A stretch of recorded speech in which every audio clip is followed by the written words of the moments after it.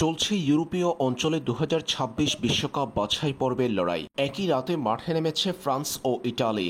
বিশ্বকাপ বাছাই পর্বে নিজেদের প্রথম ম্যাচে জয়ের দেখা পেয়েছে ফরাসিরা। ২০১৮ রাশিয়া বিশ্বকাপ চ্যাম্পিয়ন ফ্রান্স এদিন ইউক্রেনকে পরাজিত করেছে ২-০ গোলের ব্যবধানে।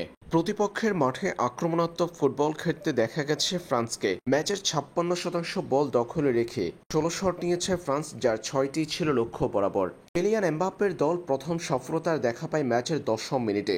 ওলিসের গোলে এগিয়ে যায় তারা। ১-০ গোলে এগিয়ে থেকে প্রথমার্ধের খেলা শেষ করা ফ্রান্স দ্বিতীয়ার্ধে ৮২তম মিনিটে এমবাপ্পের গোলে স্কোরলাইনকে করে ২-০। আর এই লিড ধরে রেখে জয় নিশ্চিত করে ফ্রান্স। এই জয়ের পর ফ্রান্সের পয়েন্ট টেবিলে অবস্থান দ্বিতীয়। ডি গ্রুপে দ্বিতীয় স্থানে আছে তারা। দিনের অন্য ম্যাচে ইটালি গোল বন্যায় ভাসিয়েছে এস্তোনিয়াকে।